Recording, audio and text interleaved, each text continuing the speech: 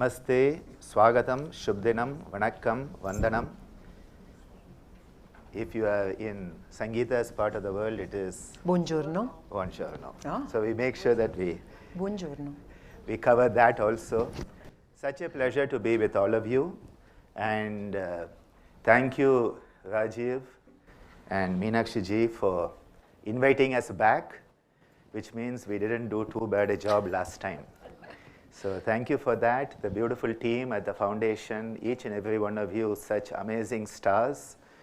So many of you who we met last time. So when I look out here, I see so many familiar faces who are already smiling back. So that means 50% of my work is already done. Because as my father reminded me, your name is Ananda, manifest Anandam wherever you are. So 50% job done, we'll work on the other 50, don't worry. By tea break, you will also be smiling, if you're not already. A pleasure to present here today with Sangeeta, who, though born in another culture, has understood this beautiful culture we call Bharatiya Sanskriti. Bharat is not just the geographical area, but it is a culture. And that is why it doesn't matter whether you are born in Antarctica or the Arctic, whether you are born on the north or east, west or south, center or bottom or top, we can all have that spirit of Bharat within our heart. And that is a spirit which I remember when they talked about Asgard and, stuff about it getting destroyed. It's where the people are, where the spirit is, where the culture is. That is where Bharat is. So thank you for taking time to be here with us today. We are going to go on a wonderful journey, and I will let Sangeeta start off explaining a bit of this journey, and then we are going to make sure we are not just going to talk about it, we are going to do a lot about it. I often say people talk about the weather all the time. Everyone talks about the weather, nobody does anything about it. People talk about health, they do nothing about it. People talk about happiness, they do nothing about it. People talk about peace, they do nothing about it. If we just talk, it is all intellectual gymnastics. And Rajiv ji talked about the gymnastics of the asana circus. But I think there's also a lot of philosophical, intellectual gymnastics that passes off as spirituality on this planet today. It has to become embodied. We have to be able to do something with the body we have been gifted by the divine. It is so beautifully reminded that what we have been given is a body that is meant to be healthy. Swastina indro vrittashrava swastina pusha vishwaveda swastina taraksho arishta demihi swastino brihaspati dadatu. That body we have been given has to manifest swasth. And swasth doesn't just mean your blood sugar level being normal. Swasth is not just your blood pressure being within that normal range. Swasth is not just the fact that you get up in the morning and you can evacuate what you have eaten the previous day. It's good if you can do all of that, and if you're not able to do it, well, we need to look at a bit of chikitsa krama and bring it back into the natural state. But swasth is much bigger than that. Swasth is a feeling of you being yourself. Swa and astu. To be yourself is to be healthy. So I would like to start off with that thought. Are you established in who you truly are? Tada dvrishtu swarupe avasthanam, says Maharishi Patanjali. And for that to happen, the chitta vritti have to undergo nirodha. Because as long as the chitta is chattering, my mother used to call chitta vritti chitta chatter. It's always chattering in your head. As long as your consciousness is chattering all the time, you cannot hear anything. If you are speaking, you cannot hear anything. You can only hear when you are quiet. And so we are going to try to find that inner quietude, that inner peace, that inner ease where you can just be. And what are we to be? A human being. We were not meant to be a human doing. I don't think we were meant to be a human doing, but what do? The first thing we meet somebody, How do you? How do you? Half of you still are not out of bed. How do you? Huh? The first question, how do you do? Huh? And they don't mean it. But that's expected, because if they say I'm not fine, we don't know what to do about it. Huh? You know, you go up to somebody and you say, how do you do? I'm not well. You're like, what do I do next? You know, you've gone off the script. And the script is you have to say I'm fine, and then you can go on to, from how do you do, the next question is what do you do? The next question after that, why do you do? And when will you stop doing? We have focused on doing all the time. We have forgotten we as a human being are to be. And Ramana Maharishi, one of the greatest liberated minds of this culture in the past century, he made a beautiful statement. When people used to say, Ramana, what is it we are to practice? Give us a technique. Everybody wants technique. You will find that technique is always secondary. But everybody wants a new technique to add to the list. So I have learned this technique from Dr. Ananda, this from B.K. Sayangar, this from Desikachar, this from Patabi Joyce, this from, you make a list, and I've learned all these techniques, so I'm a great yoga teacher. Do you embody yoga? Do you live yoga? Do you breathe yoga? If not, you are not a yoga acharya. That is what we are working towards. So a human being, and Ramana was asked, what should I do? And he made a statement in Tamil, Summa iru. Now Summa iru can very colloquially means just shut up, okay? That is the very colloquial, somebody is making noise, Summa. That is a colloquial chup, the equivalent of chup raho. But actually what it means, Summa iru means just be. That is the actual translation of Summa iru is just be. Because when you are being, then you manifest the completeness, the wholesomeness of being human.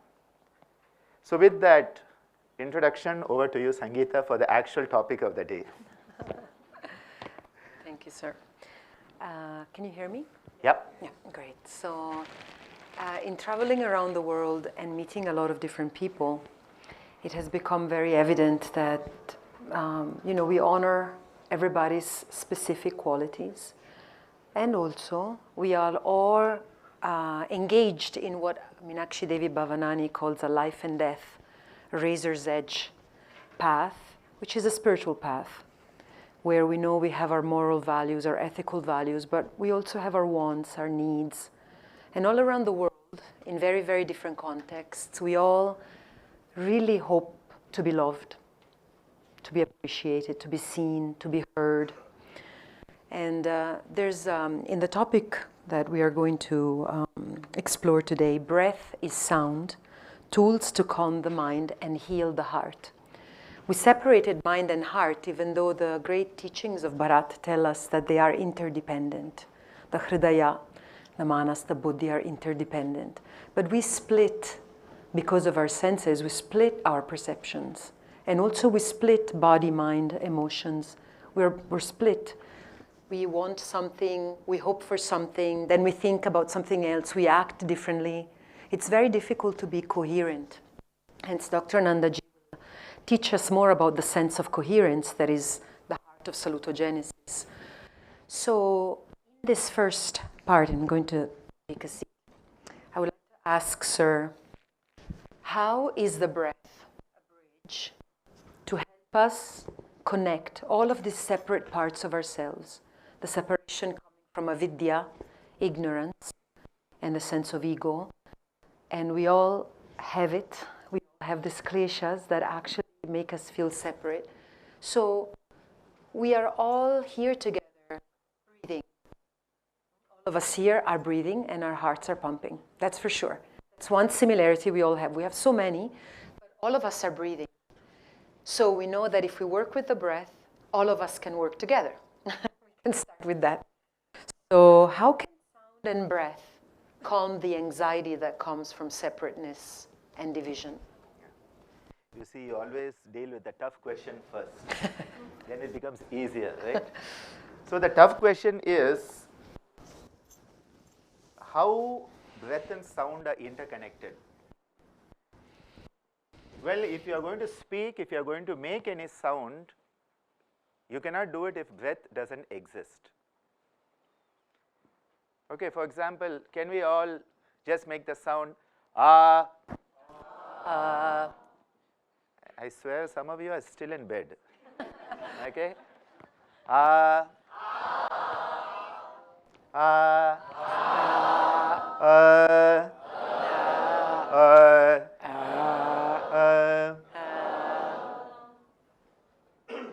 Everybody who could make sound, you are breathing. And if you are breathing, you are alive. Because breath is life. My father used to always talk about this. He said, you know, God breathed into man the breath of life. I believe it's part of the biblical statements. God breathed into man. Now this means women also. In those days they used the term man. Today we would have to replace it. God breathed into the person the breath of life. That is how we have to change it today. So do not take it in any other way when I quote these type of things. You understand, I respect every aspect of diversity. I celebrate diversity, okay? I don't even believe in unity and diversity. I say even that is standardization, straight jacketization. That's a new one, okay? Celebrate diversity. That is what the universe is about. But coming back, when we are talking about the breath, it is very important to remember that God breathed into us the breath of life. God, universe, okay? Universe is also God. Nature is also God. He, she, it. Breathed into us the breath of life, and my father would say, then expected us to keep it going. The second part we have forgotten. Because has any one of you ever in your school days been taught how to breathe by anybody? Did you have a chapter on how to breathe in biology? In college, were you given a special practical session on how to breathe? Doesn't matter whether you studied medicine, whether you studied psychiatry, philosophy, spirituality, economics. Nobody teaches you how to breathe, but you're expected to breathe. And if you don't breathe, you're not alive. Remember that. So the whole problem is we have taken breathing for granted. And if you don't value something, again my father taught me, they said, you know, father taught you a lot of secret techniques. I said, no, he taught me common sense. And that is the biggest secret technique you can ever have is common sense. Because nobody seems to have it this day. There's an obituary published on common sense. It's there online. It's a very nice one. What he used to remind me is that breath is the key of everything that happens in you. Now, who are you? You are not just the body. Are you just the body? No. Are you the body and mind? Well, that's a little better. Are you the body and the mind and the spirit? Well, it's a little better. Are you the body, the mind, the spirit, and all the relationships that are there with the body, with the mind, with the spirit? Yes, that's better. Then what are we actually? We are the cosmos in a miniature embodied form. What does the cosmos do? It breathes. The whole cosmos is breathing. It is the Spanda Nishpanda of the cosmos. It is a enlarging and contracting movement that occurs, the waves that are occurring, and everything in the universe is in wave pattern. Everything in us is in a wave pattern. That is why some days you are, great day today, wow! And some days you're like, I don't like this at all, my life is so bad. Because a wave goes up, a wave comes down. To go up and to come down is to be alive. If you say, I want a life where I never go up, never come down, you are dead. as sir will know, if you have a biological apparatus, ECG, EEG, EMG, whatever kg, you put GG, all are given a lot of respect, the graph G's. EEG, if your EEG line is straight, flat, what does it mean? Brain dead. If your ECG heart line is flat, it means you are dead. If your EMG is flat, it means your muscles are paralyzed. A flat line is death. So don't ask God for a flat line in your life. He'll say, or she will say, or it will say, Tadastu, and your samadhi can be done. The only thing flat is death. Life is going to have ups and downs, ins and outs, the highs and the lows. That is why Krishna in the Bhagavad Gita tells us, when you cannot be too happy about the up and not too sad about the down, you have found balance.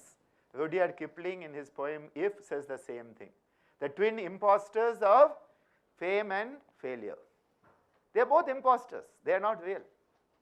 So coming back, whenever you breathe, there is life coming into you and life resonating within you. Now, the breath is not just the air coming in, oxygen, carbon dioxide, nitrogen coming into you and going out. That is not what breath is about.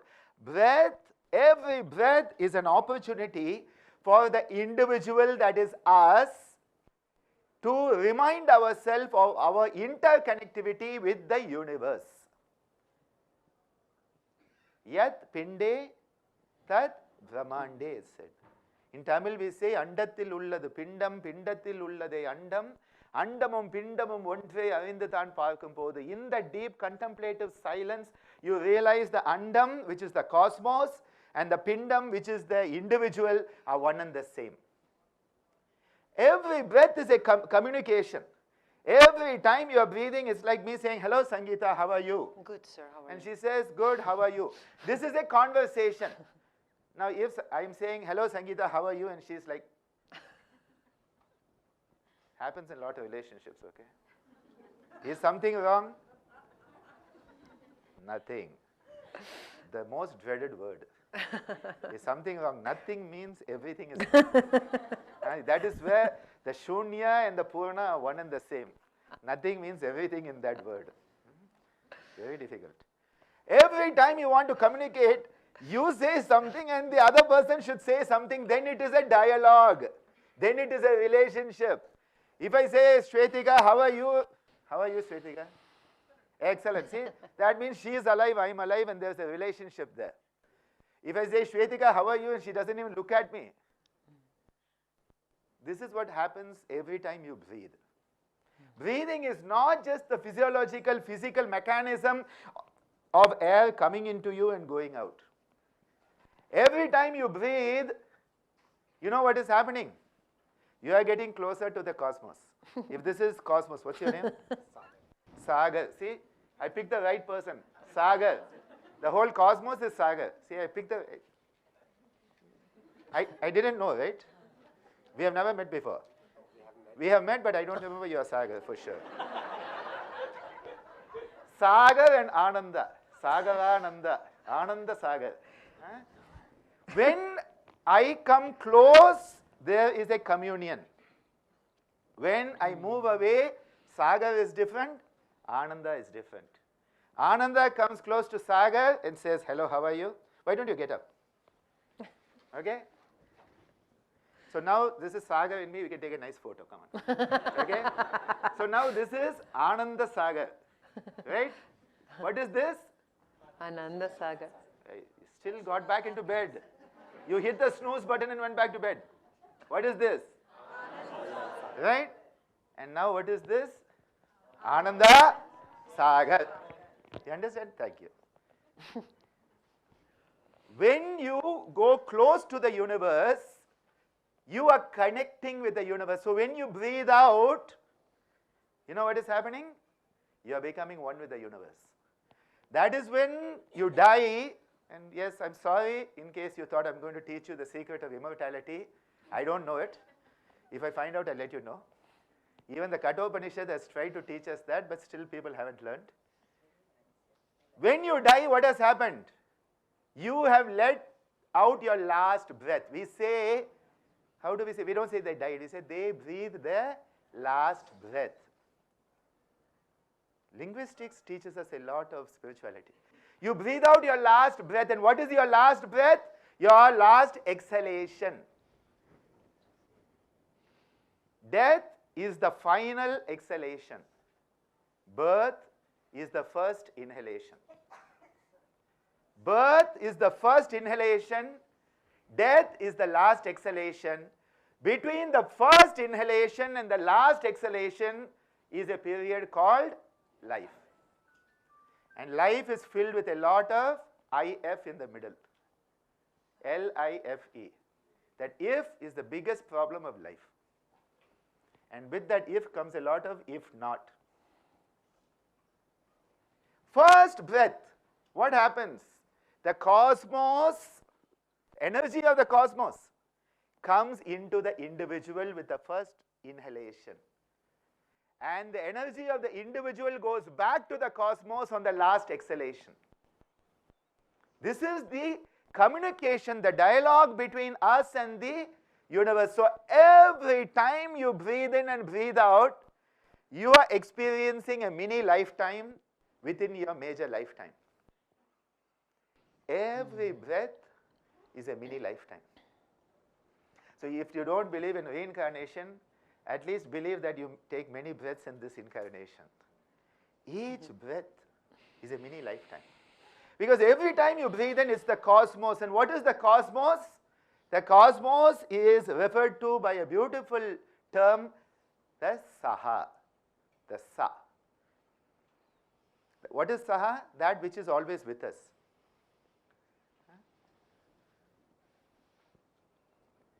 What is the individual? It is the Aham.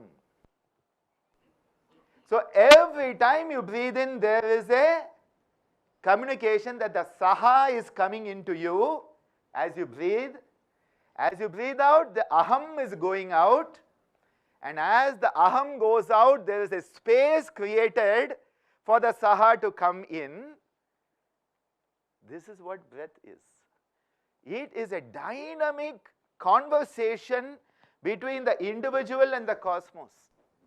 And the yogis said this is the Saha Aham, which becomes Soham, and that is from the cosmic perspective.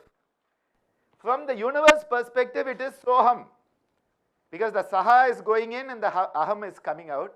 But from the individual, what has to go out first? The Aham has to go out first for the Sa to come in, so it becomes Hamsa. That is why it is called the Hamsa Soham. Hamsa is from the individual perspective, Soham is from the universal perspective. So there are two perspectives of what is happening in that relationship. One is the Hamsa, one is the Soham. And this is something that is happening whether we like it or not, whether we know about it or not. And hence this repetition, which is the japa, is called the ajapa japa. A japa that is happening without us having to do it. And so I felt today it would be very beautiful to start with this teaching and practice before we go into deeper aspects. Because the more we are connected to the universe in which we live, the more we are at ease with the world in which we live, the more holistic wellness we are going to experience. Division, which is called duality, dichotomy, dvitiyam. Dvitiyam leads to bhayam, bhayam leads to the whole struggle for survival. No dvitiyam, no bhayam, no struggle for survival. What Sangeeta quoted Ammaji saying, everybody is involved in their own struggle for life and death existence. That is because you think you are different than the other person. When I think you are different than me, you are a threat to me. And if you are a threat, you need to be eradicated so that I am at ease. This is the root of all human struggles. that we feel different than others, we feel different than the universe in which we live, we feel different from our own mind and body, leading to a divisive state of pathogenesis, which is focused on disease. When you start to see the interconnectivity, when you start to experience the oneness, you move from pathogenesis, which is a focus on disease, to salatogenesis, a focus on wellness, well-being, ease, the swasthya. So yes, Sangeeta, I think it would be nice for them to do a bit of the practice. So in addressing and in sharing this practice, we want to remember that in this particular tradition, yoga is not a fixer. Okay, so we're not approaching the practices to fix anything. We don't have the expectation that this practice is going to fix any anxiety or any problem we have. I know it sounds redundant, but it's not. Many people come to yoga with this hope and expectation that we do pranayama for something or this for something, and when that doesn't happen, then it's the fault of yoga itself, right? So I want to make sure that before we begin the practices of today, we release any expectation that yoga is a tool that will do something for us, but that in fact it's a way of life. It's the way we even approach the practice. And inhalation and exhalation in the Sukha Pranayama that we'll share is very simple apparently. We're breathing in and breathing out.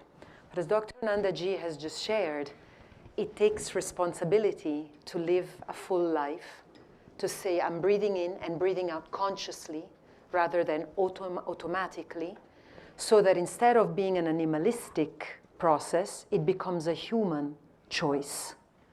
It's small, it's invisible. You don't see the difference. You're breathing in and out before, you're breathing in and out after. It's not like all of a sudden you'll see this huge glow come out of me, I think. But the choice to manage one's emotions is a huge step in living a healthy life. The management of emotions through a simple breath.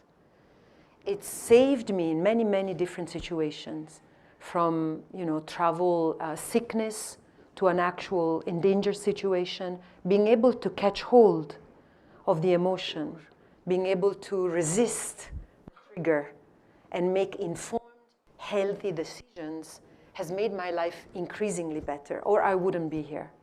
Okay, so this is just a parenthesis so that we are not expecting something that isn't going to happen otherwise. So inhalation and exhalation happen better when our diaphragmatic area is stretched.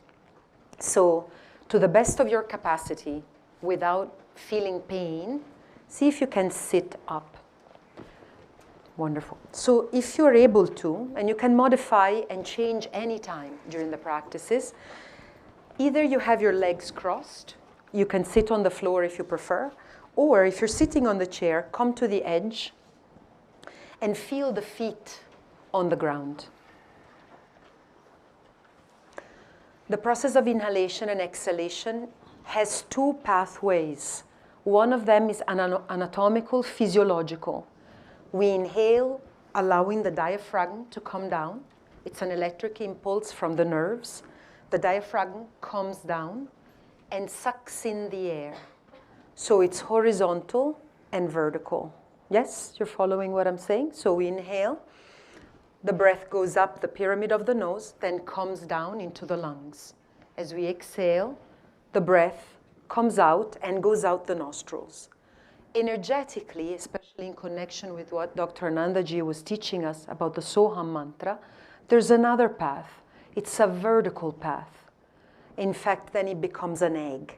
So we inhale and so the energy and the awareness of all that is comes into us through the breath, but it's not just the breath.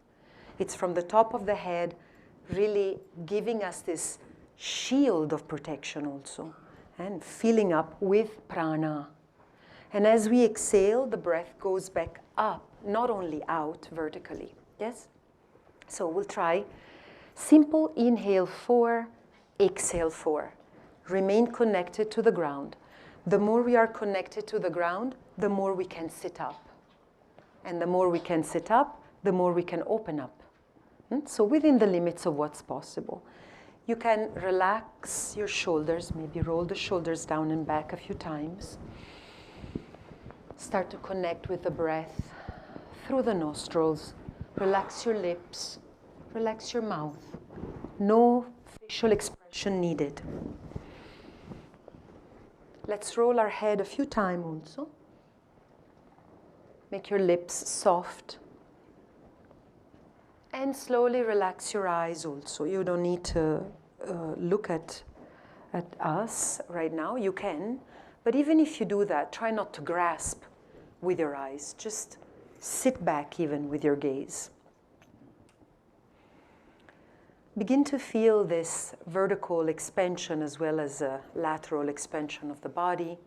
Become aware of the front, side, back, up, down, inside and outside of your body. Breathing freely for a few rounds. Notice any part of the physical, anatomical body that is holding tension, and just release the tension as best as you can. Bring the chin in a little bit so that the back of the neck can stretch up. We'll do 6 rounds of inhalation and exhalation. I'll count it. And then we'll apply the practice of the Soham mantra to the Sukha pranayama. Breathe out to begin. Inhale 1, 2, 3, 4. Exhale 1, 2, 3, 4. Breathe in. Breathe out. Relax, relax. Breathe in. Expand. Breathe out, relax. Breathe in. Breathe out. Breathe in. Breathe out. Breathe in. Breathe out. Now allow yourself to receive the sound of Sa as you inhale and a hum as you exhale. It's a ajapa japa mantra, an inner prayer of breath, divinization of the breath for what it truly is, a bridge that we can truly take to travel back inwards. So as we exhale the breath out, we can inhale Sa and exhale Hum. Now without uttering the sound, go back to breathing in and breathing out. Breathing in and breathing out. Continue on your own breath rhythm. Some of you may have longer breaths than others or shorter than others.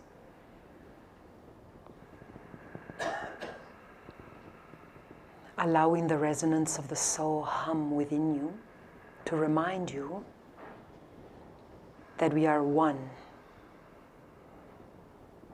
And at the same time, each one of us has unique contributions to share.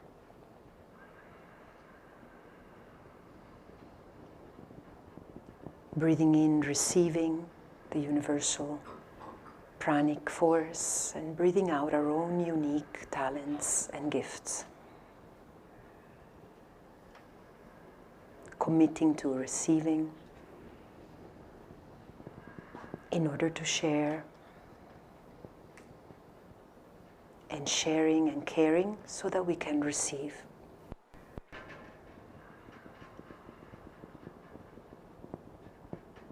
Nowhere else to go, nothing else to do.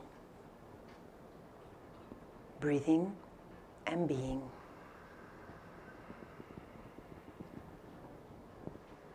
Thoughts and emotions come, feelings come and go.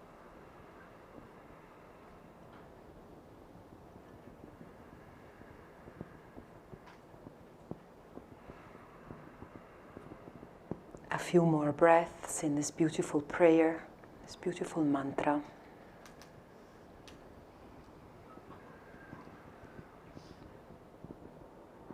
Allowing the teachings to reveal themselves to you.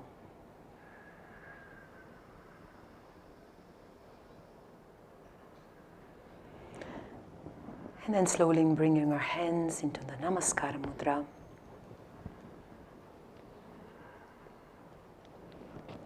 And then slowly rubbing the hands together. Creating nice warmth. Placing the hands over your eyes. If you have eyeglasses, you may remove them for a moment. So that when you open your eyes, it's the pranic energy of the hands entering your eye bulbs, stretching the eyes all the way up, then all the way down, all the way to the right and the left. Rolling the eyes clockwise once and counterclockwise once. And blinking, blinking, blinking as you remove the hands, just gently allowing the light to come back into your awareness. Thank you. Beautiful. It's very nice to feel everyone breathing together. How many of you were comfortable with the 4 count? It was okay for you. You can put your hands up. Okay. How many of you would like a longer count? About half. How many would like a shorter count? Okay, you can stretch. That's why we went for 4, because 4 is a good place to start and find that we can reach everybody. 6 would be the next one. So the next time we do these practices, we'll be going for a 6 count. 4 is a good place to start. The number 4 is a number of stability. 4, legs of the chair, of a table, the 4 walls of a building. 4 is the number of stability. 6 is a number of responsibility. So each number has its own power. Now when we were doing this, we were breathing in for 4 counts, we were breathing out for 4 counts. The sound of sa as we are breathing in, a sibilant sound. And as we breathe out, there's that humming sound. So there's that. Now often people say, should I say sa, hum, ha? And I'm like, if you do that, you're not breathing, because you cannot make sound and inhale at the same time. You can do it with a lot of practice. We do it in our parampara. When we do the Brahmari, we try to make the sound on both inhalation and exhalation. But most people, the Brahmari is only the exhalation sound. We also do an inhalation. It takes a lot of practice, but you can do. Normally, sound occurs on the exhalation. And this is why when you want to lengthen the exhalation, which is what we are going to do next now, lengthening the exhalation is one of the most potent tools to manage anxiety. And we all feel anxiety. If you don't feel anxiety, you're not alive. Okay. We may be anxious about food, anxious about relationships, anxious about our job, anxious about the planet, anxious about humanity, anxious about our overthinking, anxious that we cannot sleep, anxious that how long will Dr. Ananda keep on going on? Will we have tea break in time? Will there be tea? Many people, this is a very common anxiety. Very common anxiety. Anxiety stems from a fear of the unknown. X factor. We don't know, and so we are anxious. So then what does our culture say? Start to know. Because if you know, you will not be anxious. Now if I show you, the CCTV of outside, they are getting the tables ready and the cups are already there. So tea is going to come, the plates are coming, and there are some boxes with biscuits. Now you're not anxious because you know that, yes, at 11:15 there will be a tea break, and tea and biscuits will be available. Now you are not anxious about it. Why? Because you know something is there, there is no X factor. So the best way to deal with anxiety is to grow in knowledge. Now knowledge doesn't mean a PhD. Okay? PhD can mean knowledge, but knowledge doesn't mean a PhD. Last year, Garima, who's sitting someplace there, did an amazing defense of her PhD on yoga therapy and functional dyspepsia. Lot of people have dyspepsia. You do all your scans and everything is normal, and so then they send to Sir, because they say nothing is wrong with your body, it must be in your head. So please go to Department of Psychiatry. Sorry, sir, but psychiatry is the trash bin of the medical hospital. When they don't know what to do, they'll send it to. I'm in a very positive way, sir. In our hospital, the trash bin of psychiatry is yoga therapy. So when psychiatry doesn't know what to do with them, they send to yoga therapy. And so I'm putting it in that way, so don't worry, sir. What happens is, if you look at anxiety, and we all have anxiety. When we are on the way to the airport yesterday, what if the car breaks down and we are late?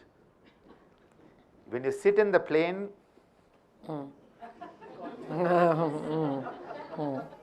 what if it will take off? What if it will land? Anxiety. Why? Because recently we read of the unfortunate incident. Now, being in air is the safest place to be. You have more chances of dying on the roads of Delhi than in any flight across the planet. Okay? But we don't think about this. We only think about that because it makes headlines, and you feel helpless in that situation. That tragic situation, you feel helpless. But it triggers us. Whenever something triggers us, rather than say, oh, that triggers me, yoga says, ask yourself the question, why does it trigger me? That is where yoga starts. Yoga starts with self-responsibility, which is called swadharma. Swadharma is self-responsibility. What is it in me that is getting triggered by that person? What is it in me that is getting triggered by the external? This is where you evaluate yourself by what is called antara drishti rather than a bahya drishti, which is always happening. Whose fault is it?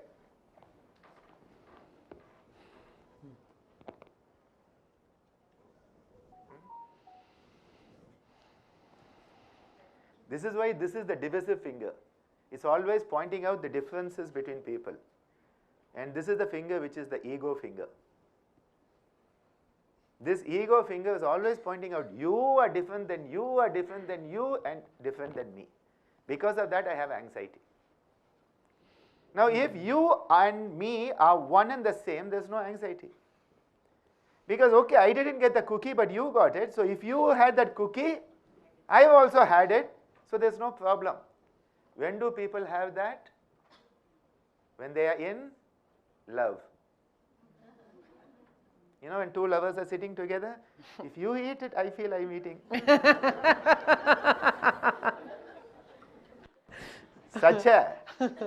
is such. Then they get married. Sorry, but my father used to say, if you think you're perfect, get married. Huh? And then a student of mine added, if you think your marriage is perfect, have kids. Actually, it's a beautiful way to learn about life. See, nothing wrong in marriage, nothing wrong in getting married or not getting married. That is immaterial. What do you learn in the process? How does it make you a better version of yourself? In your growth towards your manifest potential is all that matters. Pleasant, unpleasant.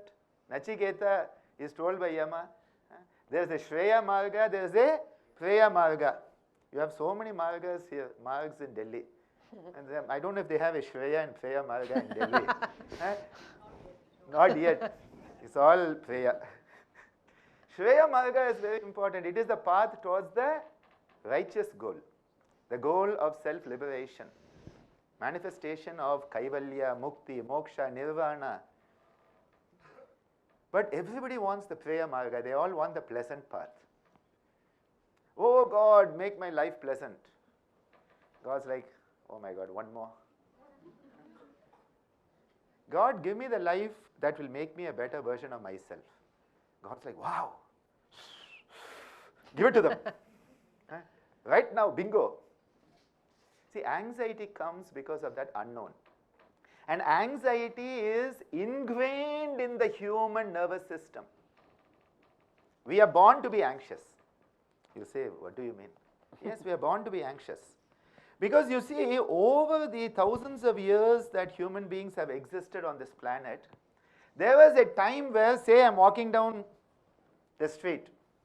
Okay, I'm walking down the street. In those days, no streets. It is the path in the forest.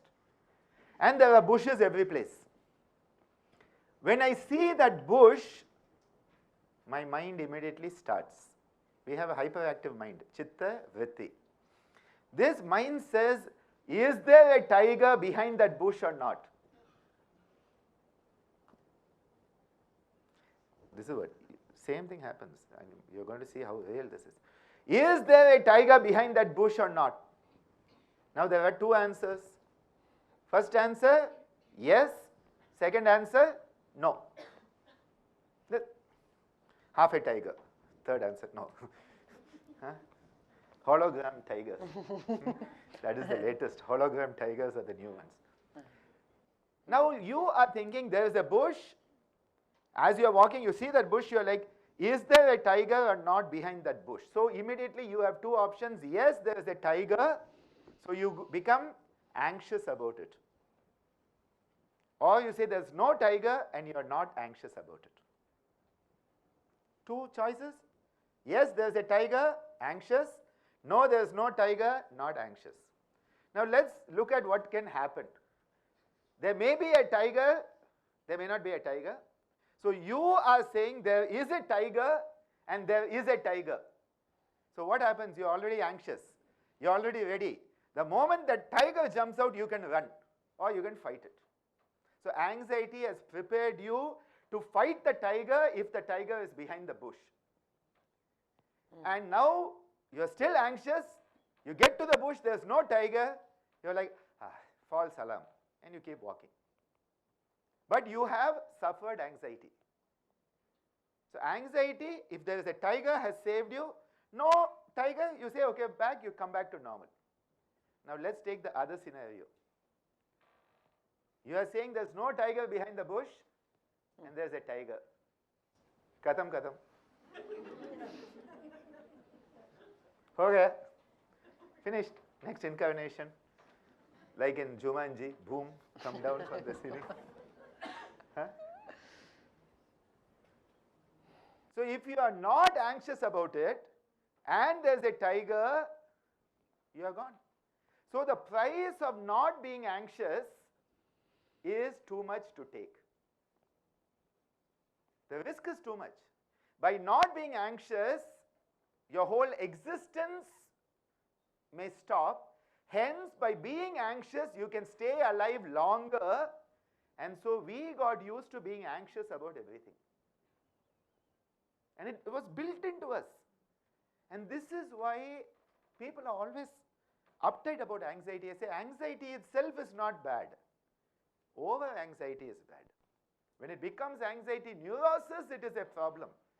Tomorrow you have an exam, please have some anxiety today, okay? It will make you steady. My daughter, if she has an exam, she's so anxious. I get scared. And then the next day, I don't know anything, I haven't studied anything, what to do. Then she'll come back, 99. My son,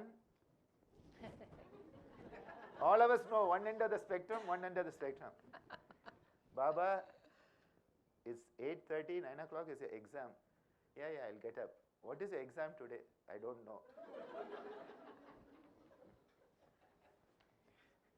Both extremes are dangerous, okay?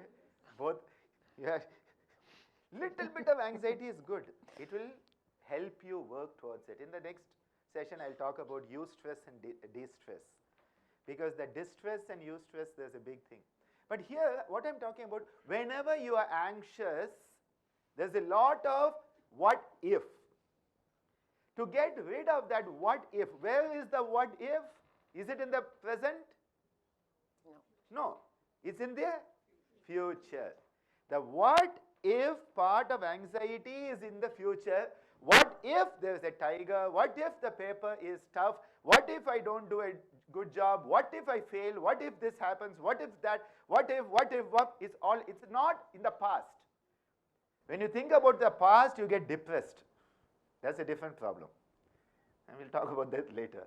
When you think about the past, usually you get depressed. When you think about the future, you get anxious. And that is why you have to come to the present moment. The present moment is where you can change the way you perceive everything in your life. You cannot change anything in the past. You cannot change anything in the future. What you can change is the present moment. If I'm standing, I can decide to sit down. If I'm sitting, I can decide to stand. That is in the present moment. And that is why when you want to come to the present moment, you want to gain control over your nervous system. I'm using the word control in a very positive way here. Control again has a lot of negative connotation. You want to self-regulate your nervous system. That's a better way to put it. Self-regulation is part of what yoga is all about. Self-regulation, you're not worried about regulating others. You are regulating yourself. When you want to self-regulate your nervous system, one of the key ways is to slow down the breathing. And you saw we breathe in for 4, we breathe out for 4. So say you take 4 seconds for each count. That is 8 counts for one cycle. So in 60 seconds, approximately 8 breaths. Approximately 8 to 9 breaths you took. Normally most people are taking 15 to 20 breaths. When you are breathing at 15 to 20, you are naturally going to be anxious. The moment you come into 4 by 4, next we will do 6 by 6. 6 by 6 means you are breathing at the rate 5 breaths per minute, if it is 1 second, because it's slightly faster. Your count is not exactly 1, 2, you don't go like that. It's more like a 1, 2, 3, 4. So if you look at 6 counts, it's about 5 seconds. So 5 seconds inhalation, 5 seconds exhalation, 10 seconds for one cycle. How many cycles in a minute? 60 divided by 6, 10, 6. 6 is the magic formula. Whenever you can get your breathing to be at the rate of 6 per minute, this is the magic formula. Your whole nervous system will start to self-regulate and reduce the anxiety. This is why this pranayama is called Sukha pranayama. You manifest Sukha. Normally, most of the time, you are manifesting Dukkha. You want to manifest Sukha. And that is where just slowing it down.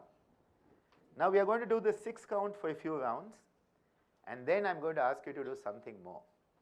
And that is going to be? Take a break. No. See, she's already ready for the biscuits. The biscuits are coming onto the plate. What we are going to do after that is, we are going to try to double the exhalation. Let's try doubling the exhalation now. Okay, you all said 6 is easy, right? Okay, so come back. We are going to breathe in for 6 and going to breathe out for 12. Just the awareness that 11:15 is when we finish. Okay, so a few rounds. Come into a position where your spine can be aligned. Kaya along with the spine. The whole body, the spine, the neck, the griva, the shira should all be aligned. Contemplate inward. Breathing out. Breathe in. 2, 3, 4, 5, 6. Breathe out. 2, 3, 4, 5, 6. Breathe in. 2, 3, 4, 5, 6. Breathe out. 2, 3, 4, 5, 6. Breathe in. 2, 3, 4, 5, 6. Breathe out. 2, 3, 4, 5, 6. Breathe in. 2, 3, 4, 5, 6. Breathe out. 2, 3, 4, 5, 6. Now we are going to double the exhalation. Breathe in. 2, 3, 4, 5, 6. Breathe out. 2, 3, 4, 5, 6, 7, 8, 9, 10, 11, 12. In. 2, 3, 4, 5, 6. Out. 2, 3, 4, 5, 6, 7, 8, 9, 10, 11, 12. In. 2, 3, 4, 5, 6. Out.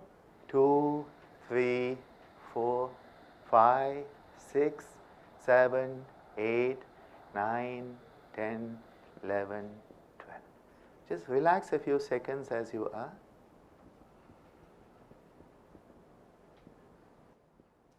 Now, was the 6 in, 6 out okay?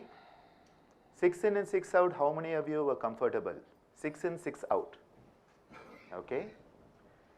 6 in, 12 out. Was it a bit more challenging? It was a bit more challenging, right? Because we are not used to extending the exhale. So it becomes a bit more challenging. Now, how can we make it easier? The easier way is to add sound to it. The moment you add sound to the exhalation, you can extend the exhalation better. So we are just going to make a very simple humming sound, and Sangeeta will lead us when we do this. What we are going to do is we are going to breathe in, so, and when we breathe out, we are just going to go.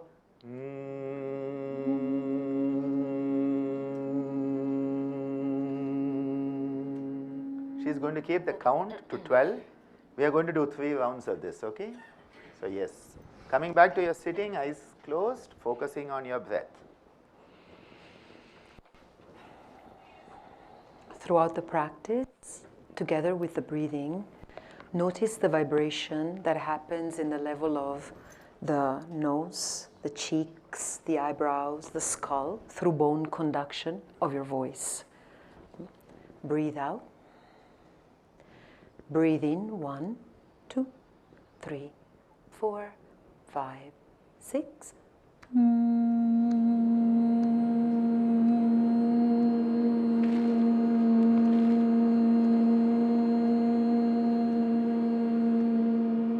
Breathe in. 2, 3, 4, 5, 6.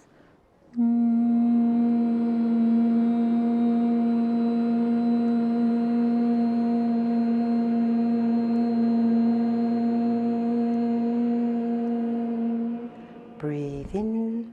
2, 3, 4, 5, 6.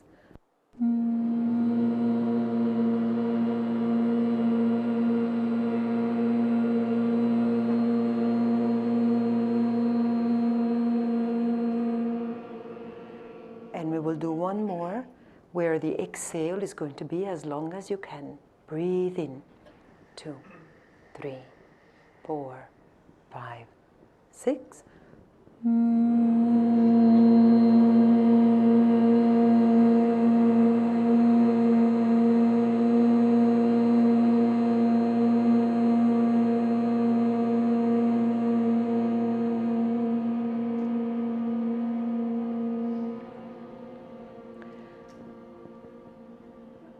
And we will try one more where I'm going to invite you to smile as you make the sound. Breathe in. 2, 3, 4, 5, 6. Big smile.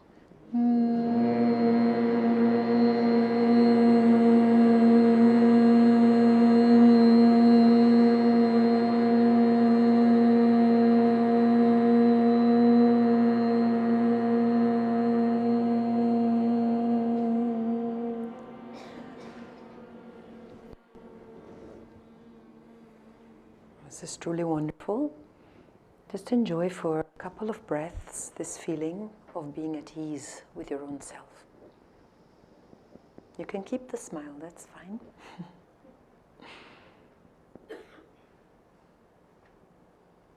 Very nice. Open your eyes. Did you notice any difference when you were smiling?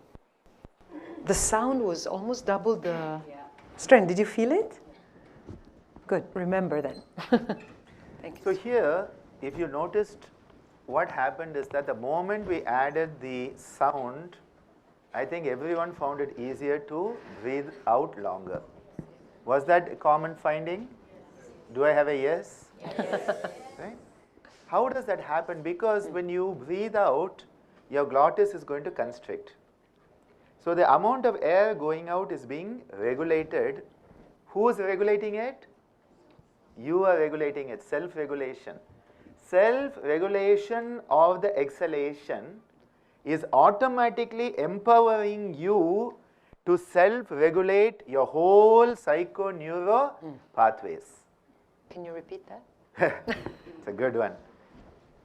See, we have all these pathways between mind and body. And they are through what is called psychoneuroimmunology, psychoneuroendocrinology, psychoneuro-everythingology, because everything comes under that. The recent PhD we presented day before yesterday was on psychodermatology. Dermatological conditions have a psychoneuroimmune function that nobody thinks about much. Yoga can work. But all of it, what has happened? You have self-regulated. So the moment you say, I am going to regulate the length of my exhalation, the depth of my exhalation, and prolong it with the sound, what has happened is immediately you have regained control over the anxiety mechanisms. And this is why whenever you are feeling anxious about anything, be it the tea break, or your exam, or relationships, or missing your flight, or not getting the job, or not getting your project submitted by the deadline, the fact that we call it a deadline gives anxiety. Call it a lifeline. Call it a timeline. Call it something else, some other line. Don't call it a death line. The moment you say deadline, people are, I'm going to die. Life or death, then you have triggered the anxiety. See, the moment you elongate this exhalation, what has happened is your whole nervous system has shifted from a sympathetic dominance to a sympatho-vagal balance. And that is what's going to be discussed after the tea break. So it's a good time to stop. But before we close for now, any quick question relevant to this? Paata, kandipa padu. We'll sing lot of songs today and tomorrow. Yeah, see, yeah, exactly. Absolutely. What you can do is always, we had started with 4 and 4, we said 6 and 6, and then I supercharged you into 6 and 12. So 4 and 8 will be another sequence. Breathe in for 4, breathe out for 8. The other sequence that can also be done is 1:3. Breathe in for 4, breathe out for 12. So what you can do is the whole goal is the longer your exhalation, the more control you get over your nervous system. Because most of the time our exhalations are so passive that the nervous system is having all the control. And we have become a puppet on the string for the nervous system. We want to move from being a victim of the circumstances to being a master of our destiny. And that whole thing comes by shifting the nervous system. And one of the simplest ways is this. Yes? If we all breathe the same breath and exhale the same air, Yeah. how do we distinguish and discriminate against each other? Absolutely. We go back to the same earth. That is the universal question. Not just do we breathe the same breath, we are all basically existing with the same cosmic energy from the Big Bang. So next time somebody asks you how old you are, I am energetically as old as the Big Bang, and so are you. The energy that is in all of us is one and the same. The human genome is like 99%, we are all the same. In that small 1% something is where the minor differences come. And yet we always focus on differences because it's easier. And divisiveness, dichotomy, is the root of all psychosomatic issues which we are going to see. Last question. What if you breathe out through your mouth instead of the nose? See, normally the general rule is mouth is for talking and eating, nose is for breathing. This is a general rule. But there are practices where you can exhale through the mouth. It gives you a more complete exhalation. So for example, we do a practice called Nasarga Mukha Bhastrika. We'll be doing it later in the next session, where we are going to say breathe in, hold the breath, and then blast out.